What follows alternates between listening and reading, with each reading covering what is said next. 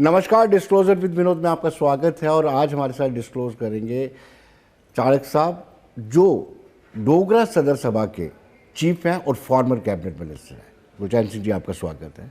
और आज ही आपने, हर साल की तरह आज भी आपने एक अभियान शुरू किया है पक्षियों को पानी पिलाएं। इसका मकसद क्या रहता है? देखिए विनोद जी, बात यह है कि बचपन से मुझे याद है, बुज़ुर्ग हमें बताते थे कि सुबह उठ के जी नाश्ता करने से पहले पक्षियों के लिए कि प्यालों में पानी रखो और दाने रखो, क्योंकि ये माहौल का बहुत इम्पॉर्टेंट अंग है। इनकी चहचहाहट आपके कानों में सुनाई देती रहनी चाहिए और इनको ज़िंदा रखना बहुत ज़रूरी है। और आपको याद होगा कि बचपन में हमारे घरों में किस तरीके से चिड़ियाँ घूमती थी, कैसे चहचहाती थी, अब वो नहीं नज़र आती। इसलिए ये 2005 की बात है, डोगरा सदर सभा की वर्किंग कमेटी की मीटिंग थी। तो उसमें आपको पता है कि बड़े सीनियर लोग हैं, एक्स वाइस चांसलर्स हैं, जनरल्स हैं, सारे लोग हैं। तो उस वक्त मीटिंग में जब हमारे कोई बुज़ुर्ग आए, तो 5 मई की बात है 2005 की, तो आकर बड़े उदास थे। तो मैंने कहा क्या बात है, आज उदास क्यों हो? तो कहने लगे कि आज रास्ते में बहुत बड़ा खतरनाक दृश्य देखा है। दृश्य क्या देखा था कि बहुत गर्मी पड़ रही थी और रास्ते में चिड़िया तड़प रही थी, कुछ मर गई थी पानी के बिना। नलों से पानी नहीं पी सकते पक्षी, और नाले सूख गए, कुएँ सूख गए, तालाब सूख गए, लोगों की ये भेंट चढ़ गए। इसलिए हमने उसी दिन फैसला किया कि हर साल 5 मई को हम फिर से बुज़ुर्गों को याद करते हुए उस रवायत को ज़िंदा करने की कोशिश करेंगे। तो उसका नाम रखा, आओ पक्षियों को पानी पिलाएं, पानी बचाएं। ये दोनों चीज़ें। इसका क्या लक्ष्य क्या है? किस तरीके से आप लोगों को प्रेरित करते हैं कि कहाँ और किस जगह पे पानी रखना है? ये बड़ा इम्पोर्टेंट है। हाँ, बहुत अच्छी बात आपने पूछी। उस दिन फैसला ये किया कि हम जिस तरीके से चौराहों पर और शिक्कू, जो रस्सियों के शिक्कू बनाए थे, उस वक्त बुजुर्गों ने रखे होते थे और उसमें प्याले रख के वो लटका देते थे। बागों में, चौराहों में, चौकों में, घरों में, बिडेरों पर रखते थे, तो वो पक्षी आके पानी पीते थे। तो हम भी उसी तरह वो जो हज़ारों की तादाद में उस दिन प्याले बांटेंगे और शिक्कू बांटेंगे। और इसमें बच्चों को, ऐसी इस पीढ़ी को जिसके अंदर ये संस्कार होने ज़रूरी हैं, उसको इन्वॉल्व करना ज़रूरी है। तो हमने फ़ैसला किया। तो फिर हम ये करते हैं कि हर साल 5 मई को, इस दफ़ा 4 मई है क्योंकि 5 को संडे आ गया और संडे को बच्चों ने कहा कि हमें छुट्टी होती है, तो सैटरडे को रखो। 4 मई को हमने फिर रखा जिस तरीके से। उस दिन हम हज़ारों की तादाद में चिक्कू और वो प्याले बांटेंगे। आज हम ख़रीद के ले आए हैं सो डोगरा भवन के अंदर। उस दिन सारी बड़ी तादाद में लोग आएंगे, नंबरदार, चौकीदार, पंच, सरपंच, और यहाँ स्कूलों के, कॉलेज के बच्चे यहाँ से आप डिस्ट्रीब्यूट करेंगे। और वो हाँ, ये एक अभियान शुरू करते हैं वहाँ से, जराना पार्क में, जाम्बुलोचन चौक में, ब्रिगेडियर राजेंद्र चौक में, और यहाँ नहर पर, हर जगह ये शिक्कू लगाते हैं। और उसके बाद देते हैं उनको कि जाओ अपने अपने कॉलेजेस के, स्कूलों से अभियान शुरू करो, कोई गांव अडाप्ट कर लो, कोई एरिया अडाप्ट कर लो और जगह जगह ये रखो। और वो रखते हैं। तो वो हम 4 मई को स्टार्ट कर रहे हैं सुबह 10 बजे डोगरा भवन के अंदर। उसमें बड़ी तादाद में लोग आएंगे। और इस दफ़ा बड़ी मज़े की बात विनोद जी ये है, जिस तरीके से आप भी कहते रहते हो कि सारे लोग इन्वॉल्व होने चाहिए, इस दफ़ा उसमें एक्सर्समैन league, Dogra Sadar Sabha, colleges, Dogra educational trust और लक्ष्मी नारायण मंदिर मैनेजमेंट ट्रस्ट के लोग, सारे बुज़ुर्ग। और इस तरीक़े से एक्सर्समैन लीग के साथ साथ हमने इस दफ़ा अभी मैसेज आया कि मुस्लिम फेडरेशन और मक्का मस्जिद कमेटी, वो कहते जी हम भी ज्वाइन करना चाहते हैं। तो ये सारे लोग उसमें आते हैं और इस दफ़ा तो वो कंट्रीब्यूट कर रहे हैं। कोई जूस लेकर आ रहा है, कोई पानी। चाणक्य साहब, आपने अनुभव किया होगा जब लॉकडाउन था, कोविड था, कुछ ऐसे पक्षी जो लुप्त हो चुके थे वो हमें देखने को मिले। क्या ऐसा माहौल दोबारा बन सकता है? ऐसा स्वच्छ इन्वायरमेंट हमें मिल सकता है? बिल्कुल, आपने ठीक कहा। मुझे पक्का विश्वास है। हालांकि ये टावर जो लगे हैं, चाहे टेलीफोन्स के टावर हैं और चाहे वो बिजली के टावर हैं, ये मौत का सामान है उन पक्षियों के लिए। लेकिन फिर भी मैं समझता हूँ, जैसे आपने कहा, अगर लोग सतर्क हो जाएं, देखें, तो पक्षी वहाँ नहीं जाएंगे, आपके घरों में आसपास वो चहचहाएंगे, आपके बागों में आएंगे और ऐसा माहौल बनेगा। जी, लेकिन 2005 से शुरू किया, कोई परिवर्तन आपको दिखा, नजर आया? बहुत। 2005 मैं से आप कहता हूँ लगभग 2024 होने जा रहे हैं। मैं 19 साल हो गए विनोद जी। जी, और 19 सालों में ये मूवमेंट बन गई है। आप उसे देखोगे कि उसके बाद कॉलेजेस में, स्कूलों में, गलियों में घूम रहे होंगे बच्चे, प्याले बांट रहे होंगे, समझा रहे होंगे। और मैं आपको कहता हूँ, जब हम ये कहते हैं कि इससे बड़ी इबादत, इससे बड़ी पूजा और कुछ नहीं हो सकती, अगर आप इन पक्षियों को, इन जिनके अंदर ये छोटी छोटी चिड़िया हैं, ये पक्षी हैं, इनको अगर बचा लो, आपकी इन्वायरमेंट, आपकी बीमारियां ये ख़त्म करते हैं, कीटाणु ये खाते हैं। मैं कहता हूँ कि अगर ये पक्षी नहीं रहे, ये माहौल ख़राब हो जाएगा और तबाह हो रहा है, और आज जो बीमारियों का फैलाव हो रहा है उसका एक कारण। एक सवाल जरूर पूछूंगा, इसकी फाइनेंशियल इम्प्लीकेशंस, पैसे। हाँ, ये बात चिक्कू भी बनाने हैं आपने, वो भी बनाने हैं। मुझे इस बात की खुशी है कि इस दफ़ा फॉरेस्ट डिपार्टमेंट भी वॉलंटियर हुआ है, उसने भी कुछ मदद की है, और यहाँ कोई कमी नहीं है। जब उनको समझ लगती है लोगों को कि इतना पवित्र काम है, इतना अच्छा काम होगा, तो अपने आप मैसेज आ रहे हैं। मैं आज ही आपको बताऊं, आप एक महानुभाव, उन्होंने कहा, मेरा नाम नहीं लेना, उनका मैसेज आया कि 1000 प्याला मेरी तरफ से आ रहा है। उन्होंने पहले ही आर्डर दे के रखे हैं। और दूसरा, अभी एक ने कहा जी 100 बच्चे हमारे इंस्टीट्यूशन के आएंगे, 400, और 400 प्याला, 400 शिक्कू हमारी तरफ से आ रहा है हमारे पास। लोग चल पड़े जी। लोगों को समझ, ये चीज़ समझनी चाहिए थी, आज समझ आ रही है। और मुझे पक्का विश्वास है इतनी बड़ी पूजा ये स्टार्ट हो जाएगी, माहौल बदल जाएगा। चाणक्य साहब, एक और माहौल बदलने की ज़रूरत है कि हम जब पितृपक्ष होता है, जिसको श्राद्ध बोलते हैं हम, उस दौरान कौवे नज़र नहीं आते हैं। कौवे की तादाद बहुत कम हो चुकी है, और फिर हम चिल्लाते हैं कौ कौ कौ। बिल्कुल, ये भी बात बड़ी इम्पॉर्टेंट है। देखो कितना आज कौवे को एक बहुत ऐसा पक्षी समझा जाता है जो आपके सारे पाप, आपकी सारी चीज़ें उठा के ले जाता है और बाहर फेंकता है। आप देखा, कूड़े के ढेर जो लगे होते हैं, ये कौवे ही उसमें से करते थे। वो भी लुप्त हो रहे हैं, इसमें कोई शक नहीं। लेकिन और कौ कौ करना और बुलाना, उनको क्यों बुलाना? ये डोगरा कल्चर का तो विनोद जी मुकाबला ही नहीं। ये पक्षियों को भी इन्होंने लाइन पर डाला हुआ था कि कब इनकी क्या ज़रूरत है। श्राद्धों के दिनों में रौनक होती थी इनकी। ये समझते कि ये मैसेज हमारा लेकर जा रहे हैं उनके पास, हमारे पितरों के पास। और फिर जब उनको खाने के देते तो हम ये समझते हैं कि उस दिन हमारे पितरों को ये ऊपर बैठा के उनको ले जाते हैं स्नान कराने के लिए, गंगा में, जमुना में, यहाँ लोग नहीं जा सकते, तो ये कौवे ले जाते हैं। तो ये एक बहुत ही पवित्र अंग है, और ये डोगरा कल्चर की इतनी गजब की चीज़ है और कहीं नहीं आपको मिलेगी। जी। चाणक्य साहब, पहले कभी कभी हम बचपन में गांव जाया करते थे, तो किचन के आसपास ओपन किचन हुआ करती थी, कौवे इधर उधर घूम रहे होते थे, और रोटी को बचाने के लिए ढकना पड़ता था। आज तो कौवे नज़र ही नहीं आते हैं। उसके दो कारण हैं। एक कारण तो ये है कि हमने पक्षियों को बुलाना छोड़ दिया। पक्षी हमारी ज़बान समझते थे। आप अंदाज़ा लगाओ ना, कौवे भी और कबूतर देखो ना, ये डाकिया काम करते थे, ये चिट्ठियाँ ले जाते थे। इनको पता था चिट्ठी कहाँ देनी है, किस तरीके से संभाल के ले जानी है। मर जाते थे कि चिट्ठियाँ छीनने की कोशिश करते थे, लेकिन चिट्ठी ये पहुँचाते थे। तो ये कौवे भी, ये जानदार चीज़ें जो हैं, ये हमारी भाषा समझते थे, लेकिन हम इनसे दूर होते गए, हम दूसरी चीज़ों में पड़ गए, और आज दुनियादारी में हमने इस बड़े इम्पॉर्टेंट अंग को छोड़ दिया। दोनों का जो नाम आपने लिया, चाहे वो चिड़िया हों, चाहे चहाने वाली, और चाहे कौवे हों, इनका एक बहुत गज़ब का रोल रहा। और वाकई वो तो जब माताएं बहनें रोटी बना रही होती थी, बाहर किचन, बरांडों में किचन जिस तरीके से होती थी, रोटी बना रही होती थी, वहाँ अगर वो यहाँ पर रोटी बना के डालते, वहाँ अगर वो उठाती रहती थी, फिर भी बातें रहते थे। आज नहीं नजर आते। जी, आपने डोगरा कल्चर की बात की, तो मुझे लगता है कि डोगरा कल्चर और डोगरी एक साथ जुड़े हुए हैं।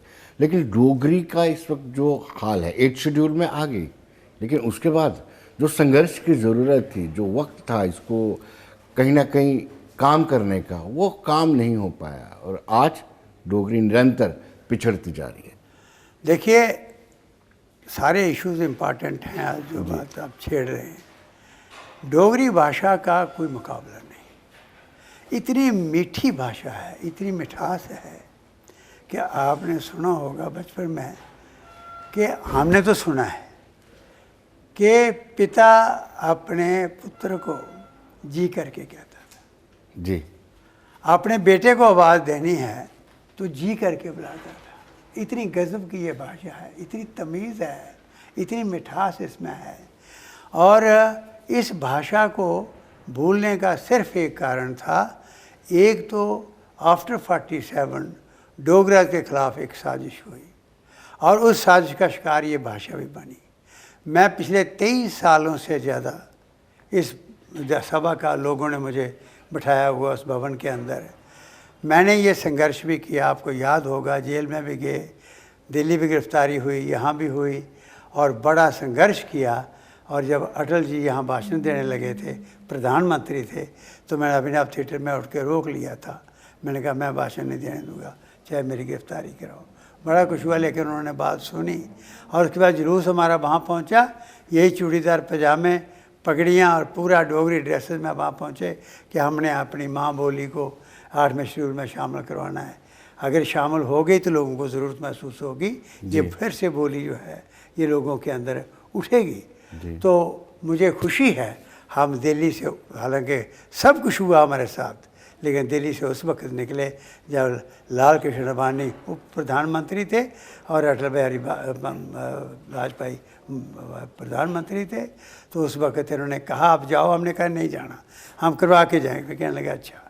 फिर ये अनाउंस हुई कि उन्होंने, तो हम वापस आए। अब जो लास्ट में आपने कहा कि भाई हो गई और उसके बाद कैसे पनपे, अब एक ही इलाज है, हमारे राइटर, हमारे कवि, हमारे सिंगर, इसके अंदर क्या। देखिए, आज भाषा पार्लियामेंट में बोल सकते हैं हम, असेंबली में बोल सकते हैं हम, और ओथ ले सकते हैं इसमें।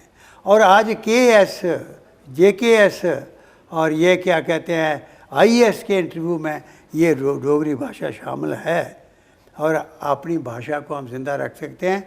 अब चाहिए हमारे जो लेखक हैं, लिखारी हैं या सिंगर हैं। अब देखिए पंजाबी भाषा है। मैं लंदन गया था विनोद जी, जो आप सरप्राइज होंगे कि वहाँ पर पान की दुकान, दूसरी दुकानों पर पंजाबी गाने लगे हुए हैं। कोई अंग्रेज़ नहीं समझता पंजाबी, लेकिन वो लय ऐसी गानों में है कि सब उसकी तरफ देख रहे हैं। तो ऐसी जान इसमें डालनी पड़ेगी, फिर ये डोगरी उठेगी। पंजाब में जो कोई IAS ऑफिसर भी आता है उसको भी पंजाबी का कोर्स करवाया जाता है। बड़ी बदकिस्मती है, यहाँ पे ऐसा कुछ नहीं है और ना ही स्कूलों में तवज्जो और तरजीह दी जाइए। मुझे लगता है कि डोगरी को मैंडेटरी किया जाना चाहिए।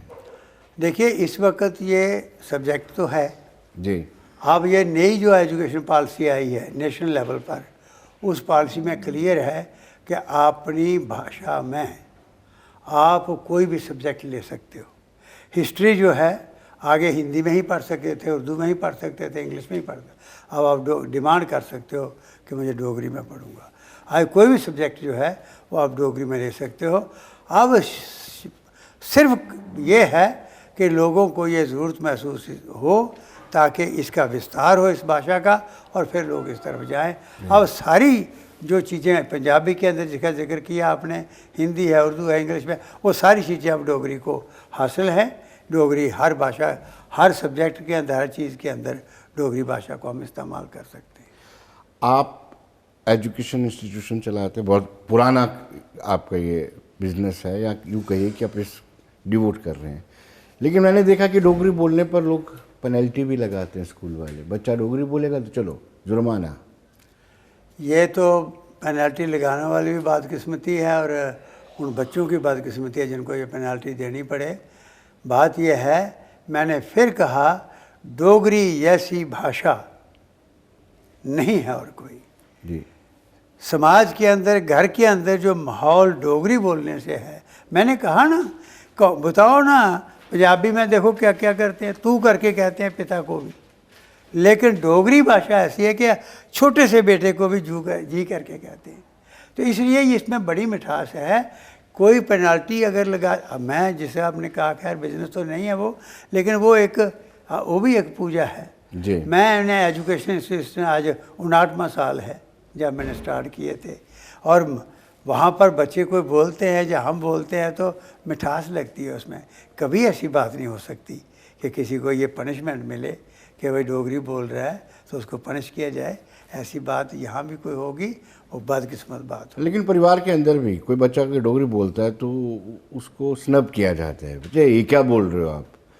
मैंने घर से ही हम गलत आगाज़ किया हुआ हमने। ये बहुत गलत बात है जी। किसी घर में भी अगर ऐसा है जी। तो ये बड़ी बदकिस्मती है।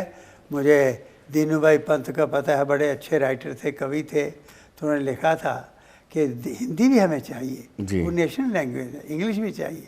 उन्होंने कहा था कि डोगरी साड़ी माँ है, हिंदी साड़ी दादी है, दादी सार दादी है, माँ थार माँ है। दोनों की ज़रूरत है। नेशनल लेवल पर बात करनी होगी, हिंदी की ज़रूरत है, लेकिन डोगरी हटा के नहीं। डोगरी चालीस साहब आप 23 सालों से डोगरा सदर सभा के प्रभारी हैं जी, चीफ हैं, हाँ, लेकिन उसके बावजूद भी जितना कुछ होना चाहिए था डोगरी को लेकर के वो हुआ नहीं है। ये थोड़ा सा मलाल मुझे है आपसे। देखिए 2-3 बातें मैं आपको बताऊं जी। एक हमने स्टार्ट किया सभा के अंदर कवि सम्मेलन, जिसमें डोगरा कवि सारे आते हैं, बोलते हैं और उनको हम थोड़ा सा प्रोत्साहन भी देते हैं। और दूसरा हमने किया है तियां डोगरे दियां एक मलाटी। वो मैंने स्पेशल प्रोग्राम स्टार्ट किया था कि तियां डोगरे दियां एक मलाटी, जितनियां भी बेटियां बहुएं डोगरों की हैं उनको हम साल में एक दफ़ा बुलाते हैं। आप देखें पूरा भवन भरा होता है, कोई IAS है, कोई IPS है, कोई कहाँ दुनिया की किसी कोने में कोई गायक है, कोई आर्टिस्ट है, कोई एक्टर हैं, वो सब आती हैं एक दफ़ा इकट्ठी। एंकर बड़े आपके कितने वो लड़कियां एंकर जो हैं बड़े बड़े चैनलों में, वो सब आती हैं और वहाँ पर उनको हम सम्मानित करते हैं। उससे एक वातावरण बन रहा है। और तीसरी बात हमने ये की है कि ये जो प्रोग्राम है हर साल हम जितना हमारा कल्चर डोगरा कल्चर में, चाहे वो लोहड़ी है, चाहे वो दिवाली है, चाहे वो होली है, कोई भी फंक्शन है, वहाँ पर उसी रीति रिवाज से जैसे हम बचपन में करते थे, बुज़ुर्ग सिखाते थे, हम डोगरा भवन में करते हैं। तो मुझे लगता है अब मुबारक मंडी के अंदर हमने शुरू किया। मुबारक मंडी को इसलिए हम पीछे पड़े डोगरा सदर सभा की तरफ से कि इसको हम जिंदा करें, क्योंकि पूरा डोगरा इतिहास उसमें है, आर्काइव्स उसमें है, 8 लाख फाइल उसमें है जो मैंने अपने हाथों से बस्ते बंधवाए, 8 लाख फाइल। तो ये सारा डोगरा कल्चर है। डोगरा रूल को आप याद करो विनोद जी, तो ऐसी एग्जांपल नहीं मिलती। ये जो महात्मा गांधी जी ने 1930 में बात कही कि भाई छोटा बड़ा कोई नहीं है, सब बराबर है, ये हमारे महाराजाओं ने रघुनाथ मंदिर के अंदर पहली हरिजन कनिक जो है ये उस वक्त पूजी थी, ये दिखाने के लिए कि हमारा कोई भेदभाव की बात नहीं है। आपने एक शब्द बोला था कि कॉन्स्पिरेसी के तहत डोगरी या डोगरा कल्चर को ऐड किया गया, क्या इसमें कश्मीरी शासक भी जिम्मेदार हैं, कश्मीरी हुक्मरान? क्या जो हमारा तोशा खाना था उसमें से कुछ सामान गायब है, क्या उसकी जांच होनी चाहिए?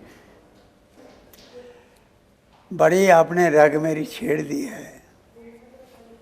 बात यह है हम किसको कसूरवार ठहरें। मैं तो दूसरे ख्याल का इंसान हूँ जी। दुश्मन नहीं कामयाब हो सकता जब तक घर के अंदर कोई कमज़ोरी ना हो। ये अगर कोई बुरी नज़र हम पर थी इसमें कोई शक नहीं। 47 के पहले जो कुछ हुआ पूरे हिंदुस्तान के अंदर आज़ादी की लड़ाई लड़ी गई, यहाँ डोगरा राज के खिलाफ लड़ाई लड़ी गई। ये डोगरों के खिलाफ नफरत तो पैदा की थी, लेकिन 13 जुलाई 1931 की बात कर रहे हैं। मुझे ये कहा जाता था जब मैंने मुबारक मंडी का इशू लिया तो कहते थे कि देखिए चाणक्य साहब ये कश्मीरी नहीं चलने देंगे, आप मिनिस्टर हो तो आप ये गलत बात कर रहे हो, यहाँ झगड़ा हो जाएगा। मैंने कहा तो मिनिस्ट्री यहाँ छोड़ूंगा मैं उस कोने पर, मैंने क्यों बैठना है यहाँ पर? अगर झगड़ा होगा तो मैं फेस करूँगा। और मैं लड़ा। इसी मुबारक मंडी की सोसाइटी को मैंने बनवाया, इसी मुबारक मंडी के अंदर उसी वक्त करोड़ों रुपया सैंक्शन हमने करवाया, और यही चीज़ें जो हैं चल पड़ी, यही आर्काइव। चाणक्य साहब एक अनुमानित फिगर क्या क्या ले गए हैं ये उठा के? देखिए उसमें एक तो बेशकीमती चीजें थी, हाँ, जो हमने अपने कल्चर की गवाही है। हाँ, एक तो हमारा कल्चर को डैमेज उन्होंने किस तरीके से किया इसी मुबारक मंडी के अंदर। अब मैं लंबी कहानी हो जाए, इस मुबारक मंडी के अंदर क्या नहीं था, पूरा इतिहास था। और यहाँ पर 18 दफ़ा आग लगी है, बड़ी है, ऐसे बड़ी दफ़ा लगी है, लेकिन 18 नहीं 19 दफ़ा मेन यहाँ क्या पर ये कॉन्स्पिरेसी नहीं है? कांच आग पे लगना, दूसरा लगाई, कुछ पोर्शन गिराते थे, गिर जाता था। लेकिन जो बात आपने पहले कही है, जी। आग लगी उसकी इंक्वायरियाँ भी हुई और रिपोर्टें कहाँ हैं? जी, क्यों नहीं हमने पूछा? हम किसी को कैसे कहें? हमारे जो सांसद थे, हमारे जो मेंबर लेजिस्लेटर के थे, उन्होंने क्यों नहीं पूछा? किसने उनका गला रोक लिया? जी। तो ये कमी हमारे, ठीक है दुश्मन हमारे थे, इस कल्चर को तबाह करने वाले थे, लेकिन हम भी मुकाबला नहीं कर सके। जी, लेकिन कहीं ना कहीं मलाल तो होगा आपको। डेफिनेटली हमारा कल्चर, हम लड़ रहे हैं, हम लड़ रहे हैं। अभी भी देखो, मैंने राष्ट्रपति को मना लिया, मैंने हाथ जोड़ के कहा कि मुबारक मंडी देखो हमारी, कहने लगे बड़ा छोटा प्रोजेक्ट है, उन्होंने रिपोर्ट ली, कहने लगे बहुत छोटा प्रोजेक्ट है, राष्ट्रपति कैसे वहाँ जाएंगे? मैंने कहा मुझे प्रोटोकॉल कमेटी से मिलाओ में मिला, उनको रिक्वेस्ट की, मैंने कहा जज्बात हैं डोगरों के, इस रियासत के फाउंडर डोगराज हैं, कोई और नहीं बनाने वाला। यहाँ आज हेलीकॉप्टर पर मास्क पहन के जाना मुश्किल हो जाता है, वहाँ ये पैदल गए थे 10-10 हज़ार क्या भी खोपड़ियाँ आज भी बर्फानी पहाड़ों में उन बुज़ुर्गों की है। तो ये उन्होंने स्टेट बनाई है, उनके जज्बातों को आप देखोगे नहीं तो राष्ट्रपति मान गए, कह ले चलेंगे। यहाँ तैयारी शुरू हो गई, उस वक्त के चीफ मिनिस्टर, अब क्या मैं कहूँ, जम्मू का ही एक लीडर मेरे पास आया, कहने लगे जी चीफ मिनिस्टर साहब ने कहा है चाड़क साहब को रोको, हम राष्ट्रपति को रिसीव करने तैयार नहीं। वो रहा यहाँ गवर्नर थे, मुझे शाम को उन्होंने बुलाया, चाड़क साहब ये तो कुछ लोग नहीं चाहते हैं, तो मैंने कहा फिर मैं रिज़ाइन कर देता हूँ। फिर मैंने वाइस चेयरमैनशिप से रिज़ाइन किया। इसलिए कमियाँ हैं, तो दुश्मन थे, लेकिन दुश्मन का मुकाबला करने के लिए हम में भी कोई कमी नहीं थी, हमने किया नहीं। जी, लेकिन चाणक्य साहब आपने लेखक की बात की, कवियों की बात की, लेकिन लेखक और कवि सिर्फ इनाम लेके या अवार्ड लेकर के शांत हो जाते हैं। और मुझे लगता है कि जितने लेखकों को सरकारी अवार्ड मिले हैं, उन लेखकों का डोगरी में कोई ज़्यादा कंट्रीब्यूशन नहीं रहा है कि बच्चों के प्रति बच्चे डोगरी सीखे या स्कूलों में किस तरीके से लाया जाए। ये एक कहीं ना कहीं मलाल है। अपनी पुस्तकें बनाई, छापी, अवार्ड लिया और बस। नहीं, उसमें भी विनोद जी मैं ऐसे कहूँगा, लेखक जो थे जिन्होंने बनाया, अपनी पोस्टें या इनाम लिए, वो भी मैं समझता हूँ कि उन्होंने एफर्ट्स किए, ऐसे इनाम उनको इन हालात में भी इनाम मिल जाना कि मामूली बात नहीं थी, क्योंकि यहाँ उनको इनाम देने वाले कोई फेवर में नहीं थे, फिर भी उनको इनाम मिल जाने ये एक अच्छी बात थी, उनकी एफर्ट थी। लेकिन जो दूसरी बात कही, आज कल्चरल एकेडमी है, वो इसीलिए है, लेकिन उसके अंदर जाकर देखो क्या हो रहा है जम्मू का, यही अभिनव थिएटर है, वहाँ जाकर देखो किस तरीके से क्या क्वाड़खाना बना हुआ है और क्या है जम्मू में। तो ये कहाँ सोए हमारे लीडर? मैं नहीं किसी को गाल देता, कोई अच्छा कश्मीर से भी कोई लोग जीत के आते हैं, यहाँ से भी जीत के जाते हैं, अगर वो अपना केस मनवा लेते हैं असम्बली के अंदर, हमें इसका मतलब उनके वकील तगड़े हैं, हमारे वकील कमज़ोर हैं जी। तो हम अपने वकीलों को पूछें कि भाई क्या क्यों नहीं जाकर वहाँ फाइट करते हो। इसलिए कमी ये रही है कि हमें अब कल्चरल एकेडमी है, ढेर लगा है किताबों का वहाँ कितना, और वो जो उसकी कॉन्स्टिट्यूशन है, जो किसी कैसे कमेटी बनी है, कैसे जनरल कौंसिल है, कैसे लोग उसमें हैं, कितने जम्मू के लोग क्या रोल प्ले कर रहे हैं, वो अफसोसनाक बात है। मैं ये कहना नहीं चाहता था, मैंने कहा था कि आपने नाज़िकरा की छेड़ दी मेरी, क्योंकि मैं गुस्सा रहा हूँ इन चीज़ों में कि आखिर क्या हो रहा है। और आज भी इस चीज़ की ज़रूरत है जो आपने कहा, आज होश में आना चाहिए।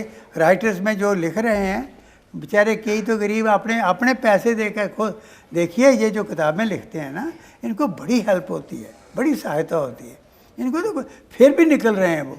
लेकिन जिन्होंने इनकी बैक पर ये सारा करना चाहिए, उसमें कमी है। और कई तो बस एक वो ठीक कहा आपने, वो भी ऐसा भी है, कई तो फकड़पंच बन के बैठ गए। डोगरी संस्था है, डोगरी संस्था, नवी डोगरी संस्था, मतलब आप ही यूनाइट नहीं है, मतलब हद है ना। आप देखिए, नहीं, मैं उनको कहूँगा कि हमें देखना पड़ेगा, हमें कहाँ हमारे अंदर कमी है, मुझे भी देखना पड़ेगा, उनको भी देखना पड़ेगा ये संस्था क्यों हैं, किस लिए हैं, और अगर हैं तो इसके लिए मर मिटना चाहिए हमने। और देखिए 8वें शेड्यूल में डोगरी शामिल कराना कोई मामूली बात थी। यहाँ से लेकर 500 आदमी चूड़ीदार पजामे पहन के, पगड़ियाँ पहन के, कस्में खा के निकल के दिल्ली, करवा के नहीं आए, करवा के आए जी। तो इसलिए सब कुछ हो सकता है, करने की ज़रूरत है। मैं उनको अपील करूँगा, उठो, जागो, घर में चोरी हो रही है, मत होने। डोगरा कल्चर मुझे लगता है आहिस्ता आहिस्ता डिल्यूट होता जा रहा है, कहीं ऐसा ना हो लुप्त ना हो जाए। हम रूट राड़े देखते थे, झूले सावन में चलाते थे, बहुत कुछ वो आहिस्ता आहिस्ता लुप्त हो गया है। और जो शादियाँ इस वक्त हो रही हैं उसमें भी डोगरा कल्चर कहीं ना कहीं गायब हो रहा जिन डोगरों ने चाइना के साथ, रशिया के साथ, अफ़गानिस्तान के साथ इस रियासत की, इस देश की सरहदें बढ़ाई, 10-10 हज़ार वहाँ पर मरे और वहाँ झंडे लहराए, वहाँ पर अब -60 डिग्री में जाकर लड़े, उनकी कहानियाँ तो पूरा दुनिया गाए। मैं अब लंदन गया था, उनके म्यूज़ियम में मैंने जनरल जोरावर से लेकर सारे हीरोज़ के वहाँ फ़ोटो देखे, यहाँ तो नज़र नहीं आते थे जी। इसलिए हमें इसकी रखवाली, दुश्मन बहुत हैं, दुश्मन बहुत हैं। डोगरा कल्चर का कोई मुकाबला नहीं था, डोगरा हेरिटेज का कोई मुकाबला नहीं, डोगरी भाषा का कोई मुकाबला नहीं, लेकिन दुश्मन बहुत थे। हमें रखवाली नहीं कर सके, कम कर सके, नुकसान हुआ। अब भी हम अपनी तरफ झांकें, ये कोई ऐसी बात नहीं, कोई छीन नहीं सकता। झांकें, उठें और मजबूती से खड़े हो जाएं और हम अपने कल्चर को ना मरने दें। इसमें कोई शक नहीं, चारों तरफ से आज हमला है। आज देखिए कश्मीर में आज जितना भी सारा जो सिलसिला हुआ, चाहे 370 गया, सब कुछ गया, ठीक है, जाना चाहिए, देश का पूरा हिस्सा बनना चाहिए। 371 मिलना चाहिए था जी। आज हिमाचल के पास कैसे जी। है, ईस्टर्न स्टेट्स के पास कैसे है, आज सारा कुछ पूरा प्रेशर जम्मू के ऊपर बन गया जी। आज देखो, आप यहाँ मार्केटें देखो, कहीं जाओ आपको डोगरा कल्चर नज़र नहीं आ रहा। इसलिए ये एक बहुत बड़ी, एक अजीब सा एक माहौल बन गया है। मैं यही अपील करना चाहता हूँ आपके माध्यम से, आपके चैनल के माध्यम से। आपने बहुत इम्पॉर्टेंट बातें छेड़ी हैं और इन पर बड़ा कुछ कहा जा सकता है और ये दर्द होनी चाहिए। और इस वक्त उठो, जागो, घर में चोरी हो रही है, नहीं चोरी होने दो। ये सबके लिए एक मैसेज। चार साहब बहुत बहुत शुक्रिया आपका। बहुत शुक्रिया। तो दर्शकों, आप बने रहिए देश दुनिया की खबरों के लिए और मुझे दीजिए इजाज़त। नमस्कार।